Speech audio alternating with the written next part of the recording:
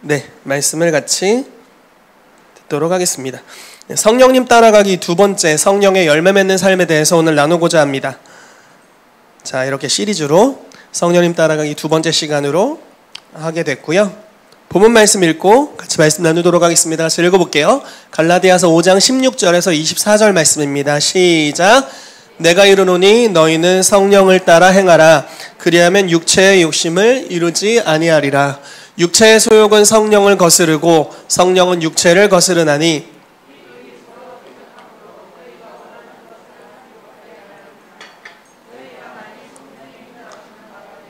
율법 아래에 있지 아니하리라. 육체의 일은 분명하니 곧 음행과 더러운 것과 호색과 우상숭배와 주술과 원수 맺는 것과 분쟁과 시기와 분냄과 당짓는 것과 분열함과 이단과 투기와 술취함과 방탕함과 또 그와 같은 것들이라. 전에 너희에게 경계한 것 같이 경계하노니 이런 일을 하는 자들은 하나님의 나라를 유업으로 받지 못할 것이요 오직 성령의 열매는 사랑과 희락과 화평과 오래 참음과 자비와 양선과 충성과 온유와 절제니 이 같은 것을 금지할 법이 없느니라. 그리스도 예수의 사람들은 육체와 함께 그 정욕과 탐심을 십자가에 못 박았느니라. 아멘. 아멘. 네, 이러한 성령의 열매 맺게 되기를 예수 이름으로 축복합니다. 지난주에 제가 성령님 따라가는 것에 대해서 나누면서 성령님을 존중하는 삶, 그분을 쫓아가는 삶에 대해서 이야기를 했습니다. 그래서 이 시작 부분에, 설교의 시작 부분에 우리가 잠시 성령님을 초대하는 기도를 하면 좋겠다는 마음이 듭니다. 그분을 존중하는 마음으로요. 그리고 혹시 사역자 한 분이 여기 온풍기 좀 꺼주시겠어요? 줄여주시거나 네, 부탁드릴게요. 네, 우리 잠시 기도하겠습니다.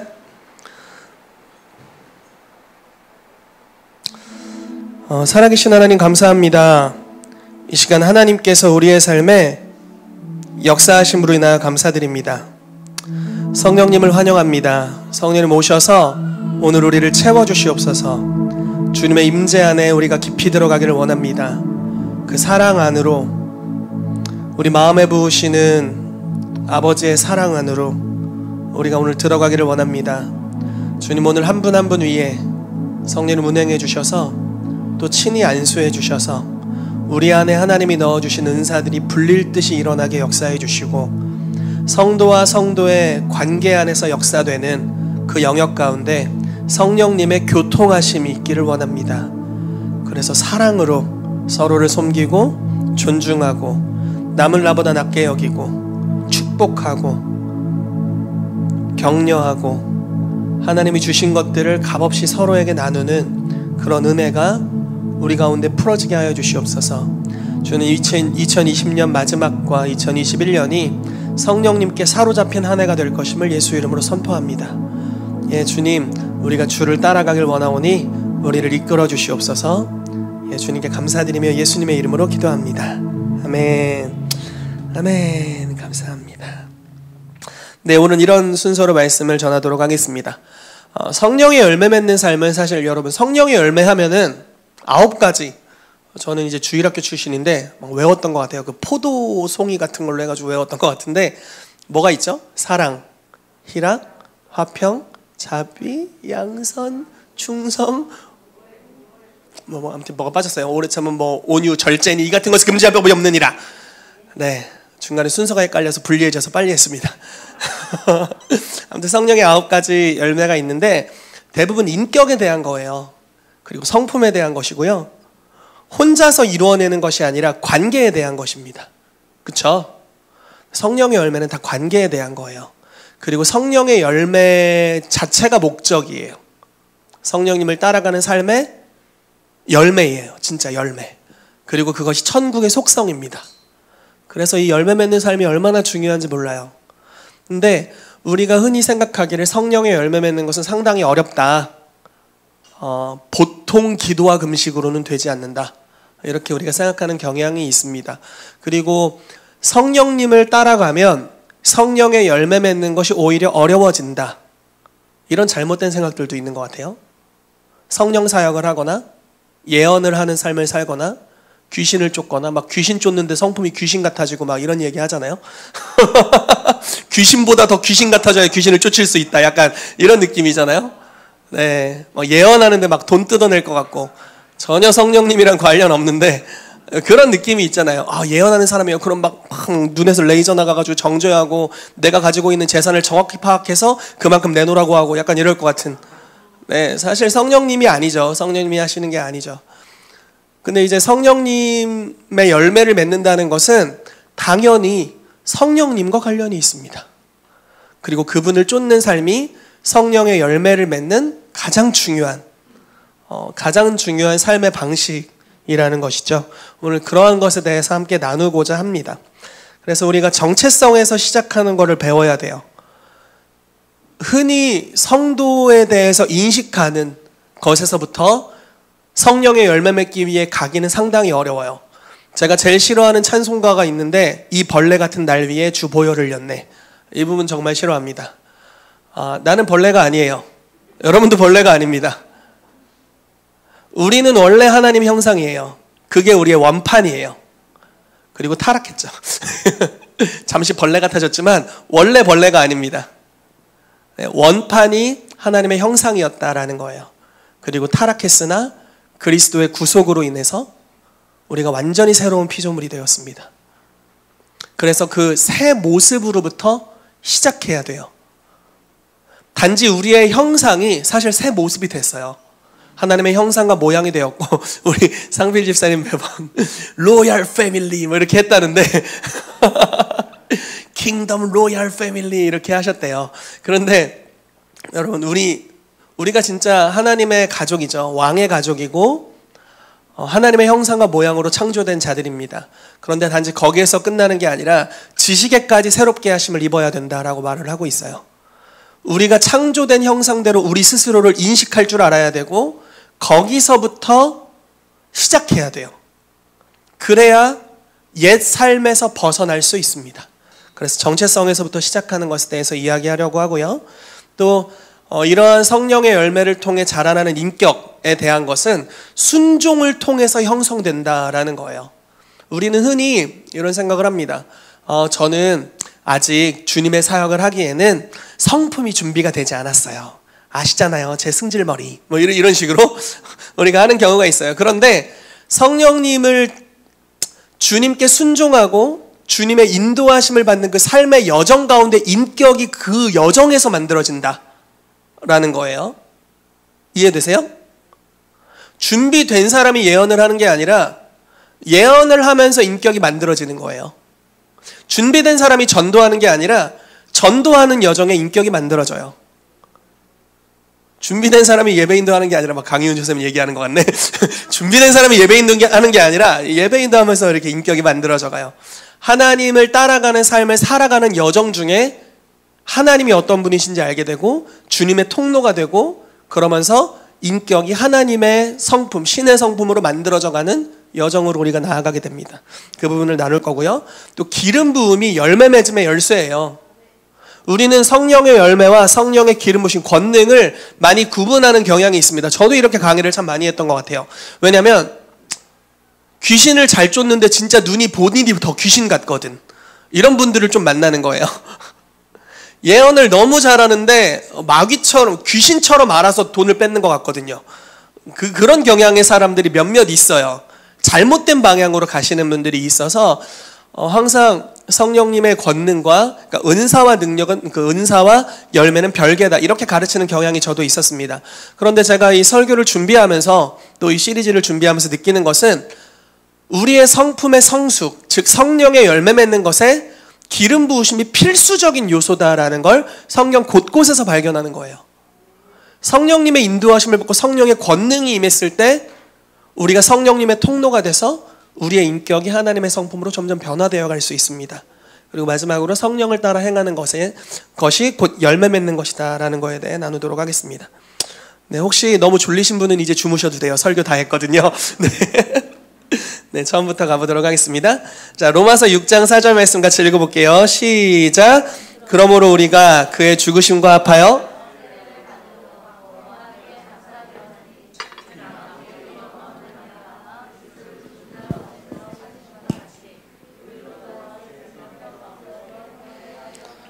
아멘. 자, 우리가 그의 죽으심과 합하여 세례를 받았답니다. 이게 무슨 말이냐면 여러분들 예수님 영접하고 세례 받으셨잖아요. 또는 뭐 육체적인 이런 물 세례를 받지 못했어도 침례를 받지 못해서 성령 세례를 받으신 분들이 대부분 여기 계시잖아요. 세례를 받았다라는 것은 예수님의 죽으심과 함께 죽었다라는 뜻이에요.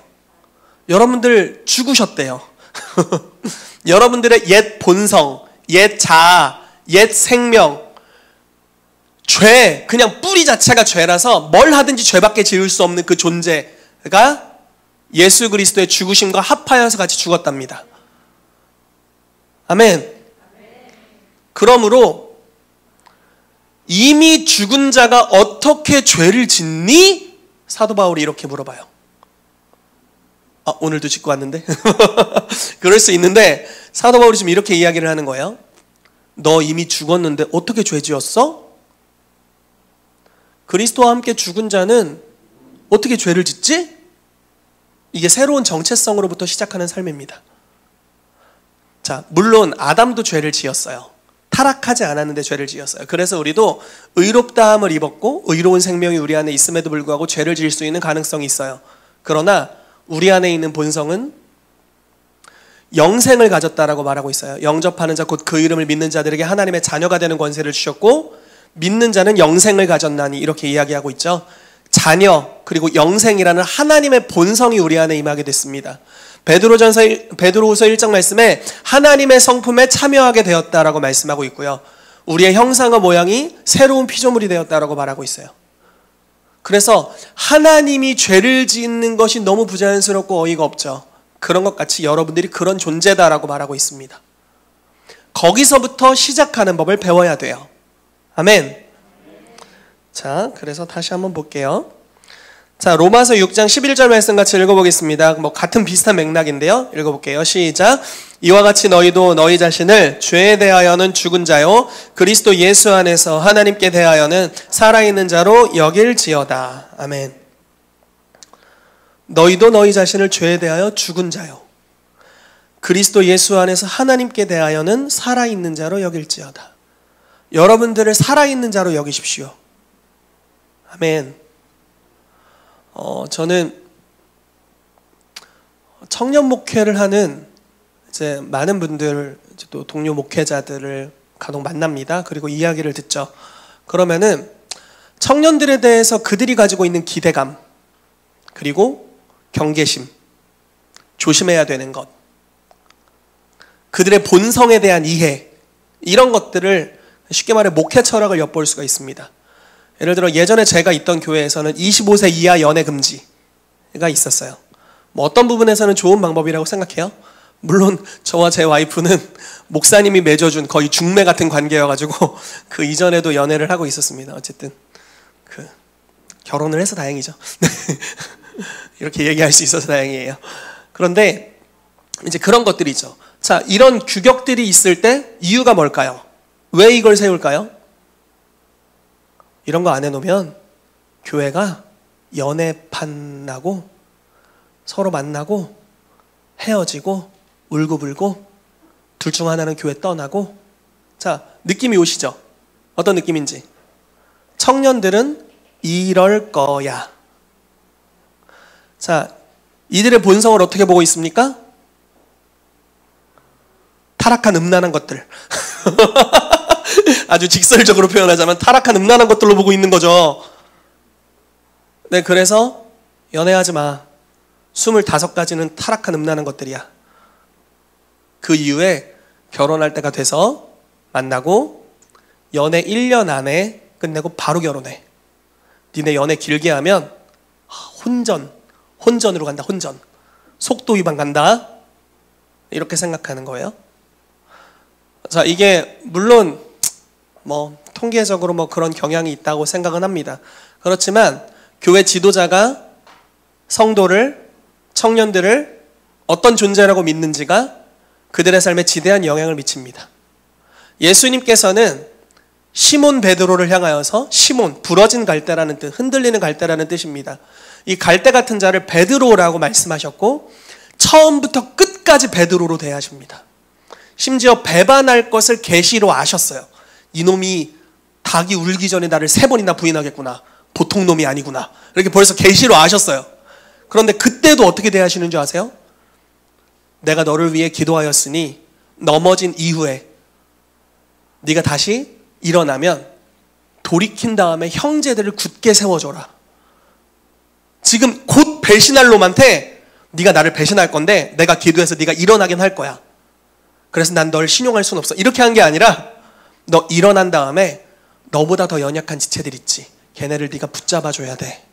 이렇게 이야기를 하시는 거죠. 끝까지 베드로로 대하세요. 그리고 그분이 옳았어요. 나중엔 진짜 베드로죠. 이 반석 위에 교회를 세우셨어요. 베드로를 통해서 주님이 유대인의 교회와 이방인의 교회를 첫 번째로 시작하셨습니다. 우리가 사람들을 어떻게 바라보는지,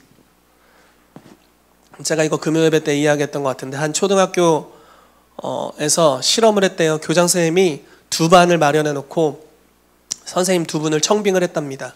그리고 그 선생님들에게 이렇게 얘기한 거예요. 선생님, 이제 당신이 맡을 바는 이 학교의 꼴통들을 모아놨습니다. 잘 부탁드립니다. 다른 선생님에게, 선생님이 이제 당신이 맡을 바는 이 학교 상위 5% 아이들을 모아놨습니다. 잘 부탁드립니다. 그러나 사실 평균치였어요. 그냥 성적으로 그냥 뺑뺑이 돌린 거예요. 근데 어떻게 될게요? 그 전에 말했던 반은 꼴통반이 됐고 그 이후 반은 상위 5% 반이 됐습니다. 왜 이게 가능했을까요? 지도자가, 리더가, 선생님이 학생들을 어떤 정체성으로 바라보고 대하는지에 따라서 그 아이들이 실제로 그 존재가 되었다라는 것이죠. 여러분, 하나님은 지금 우리를 어떻게 보고 계십니까? 조금이라도 가만두면 안 되는 타락한 본성을 가진 자들, 그래서 기도의 말씀에 전무해야 되고 경건으로부터 조금만 벗어나도 불안하고 교회 밖으로 떠나 있으면 바로 죄에 오염되고 죄악의 썩을 이 육신을 가지고 있고 네, 이 벌레 같은 여러분들이고, 이렇게 바라보시나요? 아니요. 주님은 여러분들을 새로운 피조물로 보시고, 네, 하나님의 자녀로 보시고 하나님의 본성을 가진 자로 보시고 신의 성품에 참여한 자로 보고 계시고, 아멘. 우리를 이 땅에 예수님 같은 자로 보고 계시고요. 여러분들을 만난 자는 나를 만났다라고 말씀하고 계시고, 여러분들에게 냉수 한 그릇이라도 대접한 자는 나를 대접한 것이라 상을 잃지 않으리라 말씀하시고, 여러분들이 어느 가정을 가든지 평안을 빌면 그 가정에 빈 평안이 임하는 곳, 거기서부터 그 도시에 하나님의 나라의 복음이 선포되는 현장, 그러한 영향력 있는 사람으로 보고 계시고, 여러분들을 복의 근원으로 보고 계십니다. 여러분들의 배에서부터 생수의 강이 흘러 넘치는 자로 보고 계시고, 천국에서 가장 중요한 분인 성령님의 거처로 보고 계십니다. 그게 저와 여러분들이죠. 여기서부터 시작해야 합니다. 우리가 청년들을 바라볼 때, 우리 아이들을 바라볼 때, 우리 어린이들을 바라볼 때, 이것들 군기 안 잡으면 말을 들어먹질 않는다, 뭐 이렇게 바라봐야 될까요? 모르겠어요. 물론 제 아들도 징계가 필요함을 제가 요즘 많이 느낍니다. 더 많은 징계가 필요하구나, 이런 걸 느끼는데, 그럼에도 불구하고 아이를 보는 방식, 성도를 보는 방식, 우리가 서로를 바라보는 방식, 무엇보다도 내가 나 자신을 바라보는 관점이 과연 성경적인가를 돌아볼 필요가 있습니다. 왜냐하면 비진리라 할지라도 그걸 우리의 정체성으로 받아들이고 있으면 우리가 그만큼밖에 살지 못하게 됩니다. 야생 코끼리가 동물원에 잡혀왔는데 어렸을 때 잡혀온 거예요. 큰 기둥에 밧줄을 가지고 어린 코끼리를 묶어놨어요. 쪼만했겠죠, 뭐 요만했겠죠. 다리 이렇게 묶여가지고 막 나가고 싶은데 못 나가는 거예요. 근데 이 코끼리가 나이가 들었어요. 이제 성 코끼리가 됐어요. 이제 큰 코끼리가 됐습니다. 어른 코끼리가 돼서 등치가 자기를 묶어놓은 기둥보다 더 커졌어요. 그런데 그걸 빠져나가질 못해요. 막 재롱 피우게 한 다음에 사육사가 밧줄로 딱 묶으면 다 거기 얌전히 있어요. 나는 여기서 벗어날 수 없어, 이렇게 믿는 거죠. 그러나 자기가 한번 밟짓만 해도 그건 뽑혀질 거였어요. 왜? 스스로를 작은 자로 보고 있기 때문에. 하나님이 기드온을 찾아오십니다. 그리고 말씀하세요. 천사를 통해서 큰 용사여, 여호와께서 너와 함께 계시도다. 기드온은 원래 큰 용사였어요. 그런데 스스로 뭐라고 이야기하는 줄 아세요? 주님, 저는 므낫세 지파의 가장 작은 자입니다. 주님, 제 꼴 보이시죠? 저는 지금 미디안이 무서워서 지금 여기 구석쟁이에 숨어서 추수하고 있어요. 근데 주님이 볼 때는 이 사람은 300명으로 10만 명을 이길 사람, 그들의 수장, 리더, 그리고 하나님이 맞죠. 여러분, 형편없는 사람을 그렇게 불러주신 게 아니에요. 원래 그런 자로 창조되었어요. 그러나 잠시 타락한 영역이 있었을 뿐이죠. 예수 그리스도를 믿을 때 그 형상과 모양이 회복됩니다. 여러분들이 그러한 자입니다.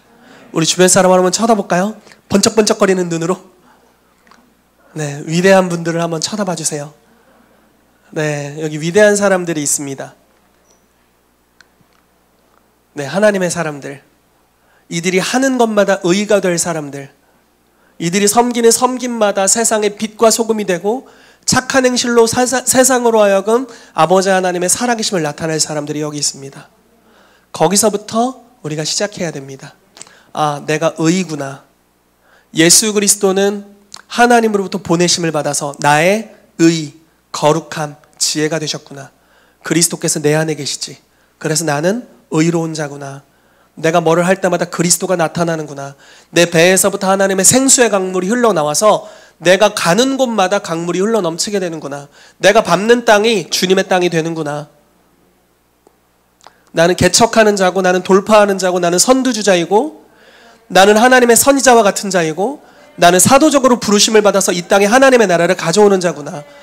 나는 예수님을 이 땅에 완전히 나타내는 자구나. 나는 신의 성품에 참여하게 됐구나. 와, 나 오늘 아내에게 아침에 화내고 왔는데 신의 성품에 참여하게 됐구나. 아, 진짜 그랬다는 게 아니라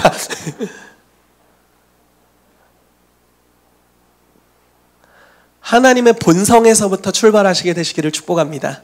그분이 우리의 정체성이십니다. 아멘. 자, 여기 하나 뭐 적어놨어요. 여기다. 살아있는 자로 여길지어다. 죄에 대하여 죽은 자로, 하나님께 대하여 살아있는 자로 여길지어다. 이 여길지어다는 계산하다라는 뜻입니다. 자, 예수님이 죽으셨고 죽은 자 가운데서 살아나셨죠.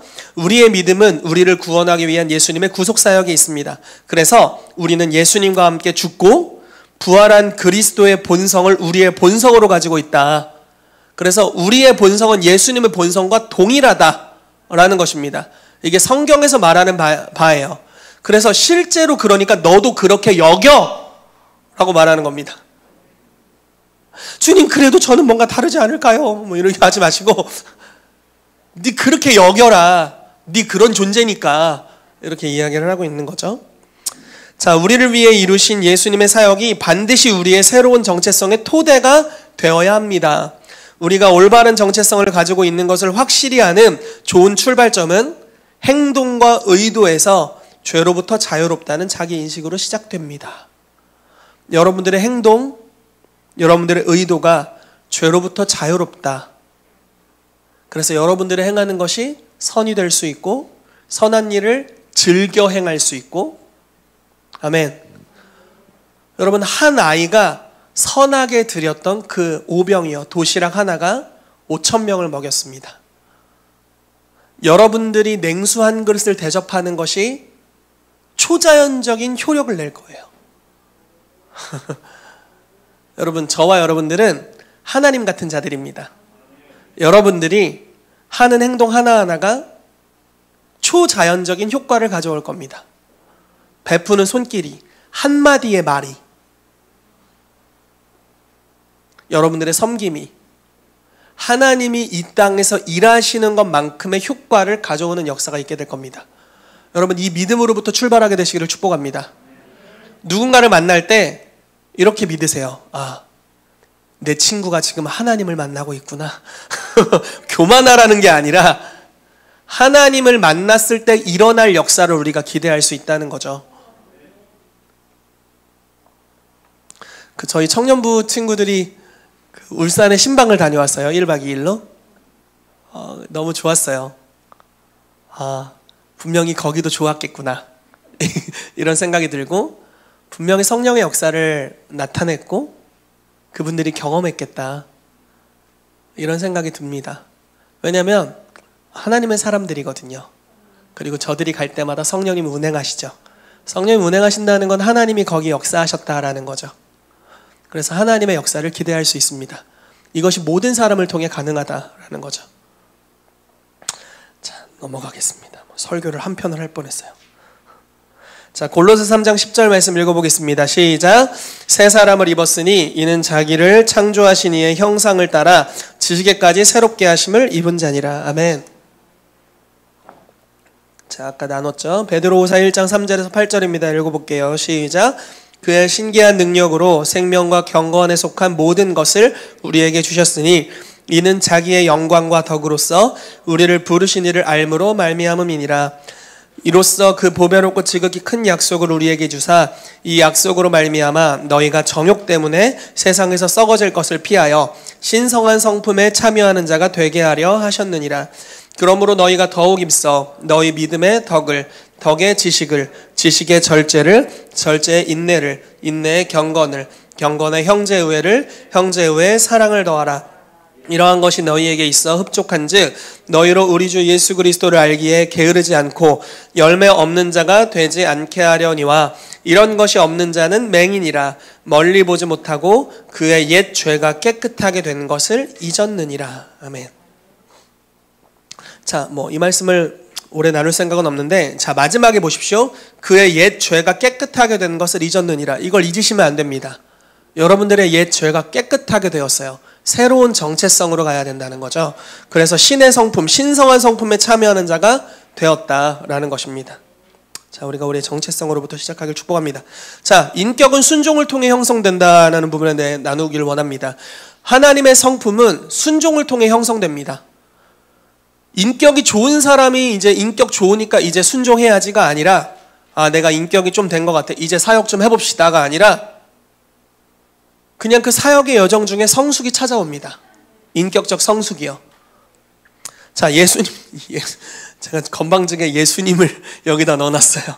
예수님도 인격이 성숙해지셨나? 아무튼 예수님도 어떤 변화가 있습니다. 히브리서 5장 7절에서 10절 말씀 같이 읽어볼게요. 시작.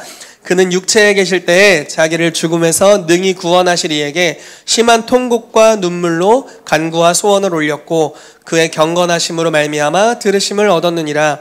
그가 아들이시면서도 받으신 고난으로 순종함을 배워서 온전하게 되셨은즉 자기에게 순종하는 모든 자에게 영원한 구원의 근원이 되시고 하나님께 멜기세덱의 반차를 따른 대제사장이라 칭하심을 받으셨느니라. 아멘. 자, 예수님도 순종하셨대요. 그리고 배우실 필요가 있으셨대요. 무엇을 위해서? 대제사장이 되기 위해서.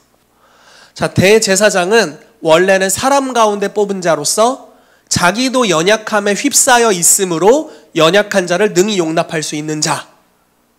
이것이 대제사장의 자격이에요. 연약함을 가지고 다른 이들의 연약함을 용납하고 체휼할 수 있는 사람. 예수님이 그걸 배우셔야 했다. 하나님이셔서 연약하실 수 없잖아요. 그러나 종됨을 택하셔서 사람과 같이 되셨다. 그리고 모든 이들의 연약함을 몸소 짊어지셔서 이해하시고 연약함을 가지셨고 연약한 중에 놓이셨고 그 연약한 상태로 지속적으로 순종하시면서 그분의 성품이 대제사장으로서, 표현이 참 조심스러운데, 대제사장으로서 형성되는 놀라운 기회가 됐다라는 것이죠. 자, 순종하는 여정이 우리에게 많은 것을 가르쳐 줍니다. 자, 또 이야기를 해볼게요. 너무 길다. 마태복음 10장 5절에서 20절인데 한번 같이 읽어보겠습니다. 글씨가 좀 작죠? 최선을 다해서 같이 읽어보겠습니다. 시작. 예수께서 이 12를 내보내시며 명하여 이르시되 이방인의 길로도 가지 말고 사마리아인의 고을에도 들어가지 말고 오히려 이스라엘 집에 잃어버린 양에게로 가라 가면서 전파하여 말하되 천국이 가까이 왔다 하고 병든 자를 고치며 죽은 자를 살리며 나병한 자를 깨끗하게 하며 귀신을 쫓아내되 너희가 거저 받았으니 거저 주라. 너희 전대에 금이나 은이나 동을 가지지 말고 여행을 위하여 배낭이나 두벌 옷이나 신이나 지팡이를 가지지 말라. 이는 일꾼이 자기의 먹을 것을 받는 것이 마땅함이라. 어떤 성이나 마을에 들어가든지 그 중에 합당한 자를 찾아내어 너희가 떠나기까지 거기서 머물라. 또 그 집에 평안하기를 빌라. 그 집이 이에 합당하면 너희 빈 평안이 거기 임할 것이요 만일 합당하지 아니하면 그 평안이 너희에게로 돌아올 것이니라. 누구든지 너희를 영접하지도 아니하고 너희 말을 듣지도 아니하거든 그 집이나 성에서 나가 너희 발의 먼지를 떨어버리라. 내가 진실로 너희에게 이르노니 심판날에 소돔과 고모라 땅이 그 성보다 견디기 쉬우리라. 보라, 내가 너희를 보냄이 양을 이리 가운데로 보냄과 같도다. 그러므로 너희는 뱀같이 지혜롭고 비둘기같이 순결하라. 사람들을 삼가라. 그들이 너희를 공회에 넘겨주겠고 그들을 채찍질하리라. 또 너희가 나로 말미암아 총독들과 임금들 앞에 끌려가리니 이는 그들이 이방인들에게 증거가 되게 하려 하심이라. 너희를 넘겨줄 때에 어떻게 또는 무엇을 말할까 염려하지 말라. 그때 너희에게 할 말을 주시리니 말하는 이는 너희가 아니라 너희 속에 말씀하시는 이 곧 너희 아버지의 성령이시니라. 아멘. 자, 제자들을 보내시는데 뭔가 좀 많이 갖추어져서 보낸 것은 아닙니다. 그냥 권능을 줘서 예수님이 가시려는 것을 보냈습니다. 그런데 많은 지켜야 될 영역이 있죠. 규범들이 있습니다. 그걸 주고 보내는 거예요. 야, 돈주머니 갖고 가지 마라. 가서 그 사람들한테 먹어라. 굉장한 신뢰가 필요하죠. 네, 굉장한 신뢰가 필요해요. 뭐 가져가지 마. 밥 안 주면 어떡하지? 굉장한 신뢰가 필요한 거예요. 그리고 평안을 빌어라. 베푸는 걸 이야기하는 거죠. 거저받았으니 거저주라고 이야기하시고 핍박을 대비하는 것에 대해서 이야기하시고 뱀같이 지혜로워야 되고 비둘같이 순결할 것에 대해서 말씀하시고, 근데 이것을 단지 성경 공부를 한 게 아니잖아요. 떠나면서 지침을 준 거예요. 그러면 이 여행을 다녀왔을 때 사도들은 뭘 경험했을까요? 뭘 배웠을까요? 하나님이 어떠한 분이신지를 경험했겠고, 사역자가 갖추어야 될 성품이 무엇인지를 경험했겠고, 우리가 평안을 빌 때 정말 평강이 임하는 것을 경험했겠고요. 하나님을 신뢰하는 법을 배웠겠죠. 그리고 우리 속에서 성령님이 말씀하시는 것들을 경험했을 겁니다. 그러면서 이 순종을 통해서 새로운 성품으로 변화되어 가는 거죠.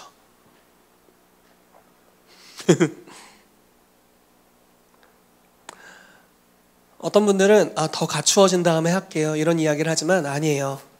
해야 갖추어져요. 네, 여러분들이 주님께 순종해야 갖추어집니다. 한국은 너무 완벽주의 안에서 사람들을 정죄하는 문화로 가뒀던 것 같아요. 똑바로 해야 돼. 제대로 하지 않으면 안 돼. 체면 문화 뭐 이런 것들이죠. 좋은 모습만 보이려고 하고. 저희는 사역자 기도 제목부터 너무 재밌어가지고 저는 부부싸움하고 오면 제 얼굴에 티가 다 납니다. 그래서 물어봐요. 싸우고 왔어요? 사모님 표정이 안 좋으시는데? 저희 둘 다 포커페이스가 안 돼요. 그래가지고 티가 다 납니다. 뭐 괜찮아요. 사역하면서 성장하는 거니까요. 여러분들도 그렇게 하셔도 됩니다. 네, 완벽한 모습을 보일 필요가 없어요. 지난주에 완벽한 정장 입은 차림에 여러분들이 박수를 보내주셔서 감사드리고, 네, 이번 주엔 박수가 없었지만 여전히 감사드립니다. 네, 어떤 모습이든지. 원래 저 킹스 주빌리 교회 티 입고 오려고 했는데 안 빨아서 안 보이더라고요. 그래서 못 입고 왔어요. 어떤 모습이든지 우리의 그 자리에서 주님께 순종하는 영역을 시작하면 됩니다. 그럼 그 여정을 통해서 우리가 성령의 열매를 맺게 된다라는 거예요. 열매 맺은 자가 사역하는 게 아니에요. 순종하는 여정에서 인격이 형성된다라는 것입니다. 여러분, 그래서 순종을 뒤로 미루지 말게 되시기를 축복합니다. 아멘. 자, 사도들의 예를 하나 볼게요. 사도행전 10장 30절에 35절입니다. 시작. 고넬료가 이르되 내가 나흘 전 이맘때까지 내 집에서 제9시 기도를 하는데 갑자기 한 사람이 빛난 옷을 입고 내 앞에 서서 말하되 고넬료야, 하나님이 내 기도를 들으시고 내 구제를 기억하셨으니 사람을 요바에 보내어 베드로라 하는 시몬을 청하라. 그가 바닷가 무두장이 시몬의 집에 유숙하느니라 하시기로 내가 곧 당신에게 사람을 보내었는데 오셨으니 잘하였나이다. 이제 우리는 주께서 당신에게 명하신 모든 것을 듣고자 하여 다 하나님 앞에 있나이다. 베드로가 입을 열어 말하되 내가 참으로 하나님은 사람의 외모를 보지 아니하시고 각 나라 중 하나님을 경외하며 의를 행하는 사람은 다 받으시는 줄 깨달았도다. 아멘. 자, 베드로가 여러 환상을 봤고요. 보자기 강보에 쌓여서 먹을 것들이 내려오는데 부정한 생물이었죠. 그리고 다시 올라가는 환상을 3번이나 보았습니다. 그리고 고넬료가 천사의 방문을 받고 이제 베드로를 초대하는 장면에 대해 지난주에 나눴던 것 같아요. 그리고 성령님이 이 두 사람이 내가 보내었으니 그를 따라가라 해서 결국 고넬료 집에 온 겁니다. 와서 나를 어떻게 부르게 되시오? 이렇게 하고 물어봤어요. 그랬더니 이제 어떻게 부르게 되었는지 자초지정을 설명하는 장면이에요. 그리고 나서 베드로가 이야기하는 거예요. 와, 하나님은 사람을 외모로 보지 않는구나. 내가 그걸 깨달았어. 사람을 겉모습 보고 판단하면 안 되는구나. 나 옛날에 그랬는데. 이렇게 하는 거잖아요. 하나님의 성품을 배우게 됐어요. 이 순종하는 여정을 통해서. 저에게 예언을 가르쳐준 여자 목사님이 계세요. 물론 이제 그 전에 예언 사역을 했지만 활성적이진 않았어요. 근데 이제 이성대 목사님께서 예전에 하시던 그 단체가 있었는데 그 단체 코디네이터 여자 목사님이셨어요. 그 목사님이 저한테 이제 활성화를 가르쳐 주시면서 제가 예언 사역에 좀 입문을 할 수 있게 됐습니다. 그런데 그 목사님이 항상 하는 얘기가 이거예요. 자기는 누군가를 보자마자 예언을 한대요. 왜냐면 자기는 옛날부터 장사꾼이었대요. 도매상이었대요. 그 동대문 시장에서 도매를 했었대요. 딱 사람을 보면 스캔이 되는 거예요. 살 사람인지 안 살 사람인지. 너무 장사를 잘한 거예요. 딱 보면 성품, 기질, 살 사람 안 살 사람, 얼마까지 살 사람, 얼마 부르면 살 사람, 이런 게 딱 보자마자 견적 나오는 거죠. 그러니까 너무 사람이 그렇게 직관적으로 보이니까 하나님의 관점이 아닌 경우들이 많이 있었다라는 거예요. 왜냐면 쉽게 말해 지식의 말씀이 강한 타입이었던 거죠. 그래서 이런 관점이 하나님의 관점이 아니라는 것을 깨닫고 자기의 관점을 변화시키기 위해 보자마자 예언을 했대요. 그럼 하나님의 선하신 관점으로, 하나님의 눈으로 예언을 하게 되죠. 그럼 이 사람은 얼마나 사랑하시는지, 어떤 놀라운 가능성을 갖고 계신지, 이 사람이 그리스도에게 어떤 존재인지, 얼마나 놀라운 신부인지를 자기가 예언하면서 발견하게 되고, 그것이 자기의 성품, 사람들을 바라보는, 그리고 관계 맺는 방식이 되었다. 그래서 그러한 예언 사역이 자기를 성숙한 성품으로 인도하는 좋은 첩경이 되었다라고 이야기를 해주셨어요. 그래서 이게 얼마나 중요한가. 갖추어진 사람이 예언을 하는 게 아니에요. 성령님의 통로가 되면 점점 더 갖추어져 가요. 여러분, 이런 말을 제가 좀 싫어하긴 하는데 한번 보십시오. 우리 중에 다 그러길 바래요. 여러분들이 성령님의 인도함을 받아 이제 막 사역을 시작하는 거예요. 다 하는 거예요. 근데 그 중에 꼭 한 사람이 못했어요. 그럼 1년만 지나도 성품의 차이가 확 날 거예요. 왜냐하면 똑같은 성품의 수준, 그냥 좀 그랬어요. 성격이 좀 그랬어 다.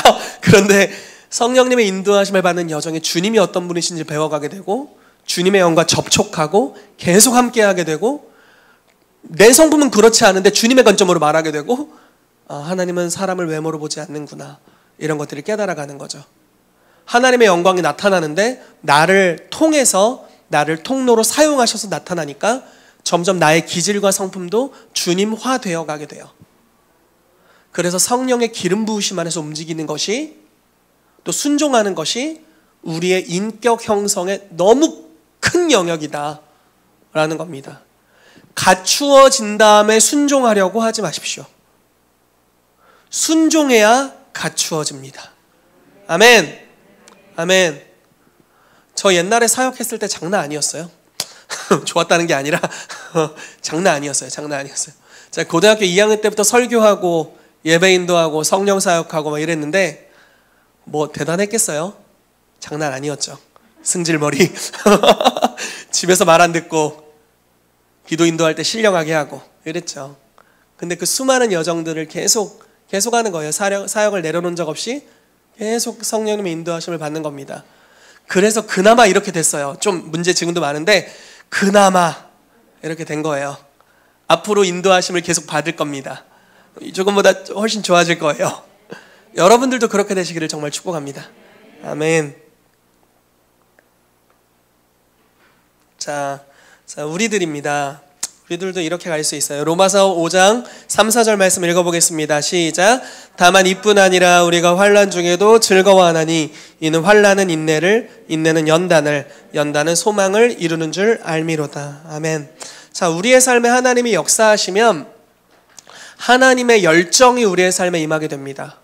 성령님이 임하시면요, 소망이 부끄럽게 하지 아니하면 우리에게 주신 성령으로 말미암아 하나님의 사랑이 우리 마음에 부음받음이니, 이렇게 말하고 있죠.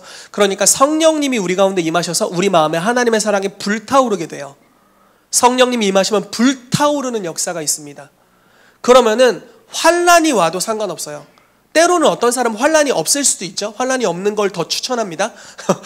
근데 환난이 올 수가 있어요. 환난이 온다는 건 하나님이 나에게 주신 소망과는 전혀 다른 환경 가운데 내가 놓인 거예요. 하나님이 주신 비전은 저렇게 놀라운데 주님이 주신 비전은 유럽 여행인데 코로나 때문에 전 세계 아무도 갈 수 없다, 이런 거잖아요. 집 밖에도 나가기 위험해. 분명히 내 신혼여행은 유럽인데 코로나가 지금 계속된다, 뭐 이런 거잖아요. 그러면 이 환난 중에 절망할 것 같지만 그리스도인들은 성령님이 계셔서 절망하지 않는다는 거예요. 환난은 인내를 가져오는데 이 인내가 어떤 인내냐면요, 불타오르는 열정으로 참는 거예요. 그냥 언제 끝나나, 설교 언제 끝나나, 이런 게 아니라 불타오르는 열정으로 김밥을 먹을 거야, 불타오르는 열정으로 참는 거예요. 아니 1시간 넘었는데 왜 2번밖에 안 나갔지? 불타오르는 열정으로 참는 거예요. 불타오르는 거죠. 끊임없이. 현실은 전혀 그렇지 않은데 나의 삶은 비전을 따라서 하나님이 주신 소망을 따라 순종하는 상태예요. 지속적으로 순종하면서 계속 인내하며 순종하고 있어요. 예를 들어 부흥을 하나님이 꿈꾸게 하신 거예요. 안에서부터 불타올라요. 현실은 전혀 그렇지 않아. 그러나 이 불타오르는 열정으로 무언가 부흥을 위해 기도로 심고 성령 안에서 움직이고 있어요. 근데 이 여정이 무엇을 가져올까요? 연단을 가져옵니다. 연단은 성품에 대한 거예요. 성품을 연단하세요. 이 과정 중에 만들어져요. 그래서 만들어지고 이 만들어진 성품을 통해서 소망이 이루어집니다. 즉 비전이 이루어져요. 여러분 요셉의 삶을 보세요. 환난이 찾아오잖아요. 꿈꾸자마자 꿈 때문에 영으로부터 불타오르는데 환경은 자꾸 이상한 데로 가요. 종이 되고 감옥에 갇히고 잊혀지고 3단계. 그런데 계속 불타올라요. 요셉이 절망하고 아무것도 안 했더라라는 성경 구절이 없어요. 계속 뭘 하고 있어요. 종으로 팔렸는데 열심히 일해요. 하는 일이 다 잘 돼. 가정 총무가 됐더니 그것 너무 잘 돼. 보디발이 부자가 돼버렸어. 감옥에서 간수장을 시종을 들면서 높은 지위에 있는 사람들을 섬겨요. 그들이 너무 만족해해요. 막 꿈까지 해석해줘. 그리고 3년간 잊혀졌을 때도 그곳에서 수고하죠. 그리고 불려갔을 때 이미 그 모든 연단에 가지고 환난이 있지만 인내로 여전히 수고하고 있는 그 시간에 무언가 만들어져요. 성품이. 그리고 그 성품이 소망을 이루는 대로 가게 됩니다. 그럼 이거는 모든 영역에 다 똑같아요. 참 이런 얘기하기 좀 그런데 돈을 버는 데 있어서도 이런 이야기들을 하더라고요. 어떤 이야기를 하면 쇼핑몰을 하니까 이런 이야기를 해요. 뭐를 이야기하냐면 처음부터 대박 상품을 어떻게 고르냐. 너무 세속적인가요? 처음부터 대박 상품을 어떻게 고르냐. 못 고른다. 눈이 처음에 내리면 바닥에 녹잖아요. 그래도 계속 내리면 조금씩 쌓이잖아요. 녹는데 쌓이잖아요. 그러다 그 위에 쌓이죠. 내가 상품을 올렸는데 아무도 그걸 봐주지 않아도 계속 올려라. 그러면 처음엔 녹듯이 없어지는데 계속 쌓인다. 쌓이다 보면 노출이 되고 팔린다. 그 여정 중에 장사를 잘할 수 있는 사장님으로서 성품이 완성되고 그리고 대박 상품이 그 중에 하나가 나오는데 그놈이 나를 부자로 만들어준다. 이런 이야기를 하더라고요. 세상에서. 너무 성경적이지 않나요? 환난은 인내를, 인내는 연단을, 연단은 소망을 이룬대요. 쇼핑몰 하시는 분들 포기하지 마시고 상품을 올리세요. 지금 똑같은 이야기예요. 여러분 소망이 있어요. 주님 비전을 주셨어요. 여러분들의 삶에 다 비전을 주셨잖아요. 그건 엄청 큰 걸 거예요. 현실이 그것과 좀 다르겠죠. 그 수준과 현실은 많이 다를 거예요. 그러나 지금부터 주님의 성령의 인도하심을 받아 불타오르면서 하나님이 시키시는 일, 할 수 있는 일, 지금 할 수 있는 일을 하십시오. 계속하는 그 여정 가운데 성품이 연단될 겁니다. 성령의 열매가 그 여정 중에 만들어져요. 그리고 갖추어질수록 더 높은 자리로 가게 됩니다. 그래서 결국 우리의 삶을 향한 주님의 소망이 이루어지게 됩니다. 그러나 어떤 분들은 환난이 오면 그냥 포기해버리더라고요. 근데 그게 너무 안타까운 것은 교회에서 더 많은 것 같아요, 세상보다. 왜냐면 교회가 너무 성도를 약골로 가르쳐놨어요. 너는 돌봄을 받지 않으면 아무것도 못해, 이런 식으로 가르쳤던 거죠. 여러분, 그렇지 않습니다. 여호와를 아는 자는 강하여 용맹을 발하게 될 것입니다. 아멘. 그게 우리의 존재 정체성인 줄로 믿습니다. 아멘. 너무 많다. 요것만 하나 나누고 끝낼게요. 자, 기름 부음은 열매 맺으면 열쇠이다. 데살로니가전서 5장 19절에서 23절 말씀을 같이 읽어보고 마치도록 하겠습니다. 같이 읽어보겠습니다. 시작. 성령을 소멸하지 말며 예언을 멸시하지 말고 범사해야 하려 좋은 것을 취하고 악은 어떤 모양이라도 버리라. 평강의 하나님이 치 너희를 온전히 거룩하게 하시고 또 너희의 온 영과 혼과 몸이 우리 주 예수 그리스도께서 강림하실 때에 흠없게 보존되기를 원하노라. 아멘. 자, 성령을 소멸하지 말라고 이야기합니다. 이 바로 전 구절을 제가 읽어드리면 더 좋겠는데, 육신을 따라 살지 말라는 이야기를 해요. 그러면서 성령을 소멸하지 마라, 이렇게 이야기를 하는 거예요. 여러분, 소멸한다는 건 흐름을 끊다, 흐름을 따르는 것을 멈춘다라는 겁니다. 여러분, 성령님의 흐름이 여러분들의 삶에 올 거예요. 자, 다시 얘기해 볼게요. 우리가 기도하면 구하는 자에게 성령을 부어주신다. 누가복음 말씀이죠. 자, 구하는 자에게 성령이 임하세요. 기도하면 성령이 임하세요. 그러면 흐름이 생길 거예요. 그분의 영이 우리를 인도하시는 흐름. 흐름을 따라가면 에스겔 47장 말씀과 같이 점점 더 깊어질 거예요. 그분의 흐름이 더 뚜렷해질 겁니다. 계속 따라가는 거예요. 그러면 능력이 증가되고 여러분들이 연단되면서 하나님의 성품이 흘러나오게 될 겁니다. 계속 따라가는 거예요.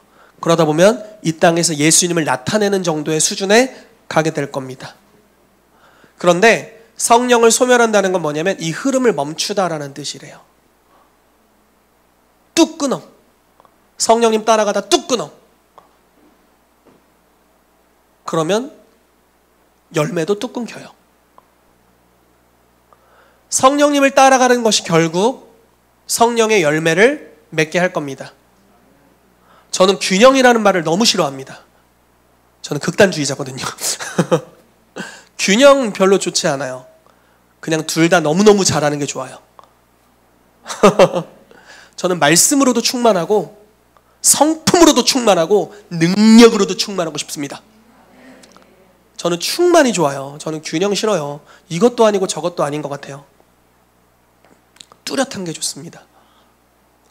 그런데 비결은 뭐냐면 성령님을 따라가면, 성령을 소멸하지 마십시오. 성령님의 흐름을 따라가면 성품도, 즉 열매도, 권능도, 부르심의 성취도, 우리가 어떤 존재인지에 대한 것도 다 그분을 따라가면서 오게 됩니다. 이것이 오늘 말씀의 핵심입니다. 여러분, 이제 말씀을 정리합니다. 성령님을 따라가십시오. 그것이 우리의 성품을 결정할 겁니다. 즉 성령님의 열매를 맺게 할 것입니다. 성품이 성령의 열매를 맺게 되면 이제 소망이 저와 여러분들의 삶에 이루어지는 역사가 일어나게 될 겁니다. 같이 기도하도록 하겠습니다.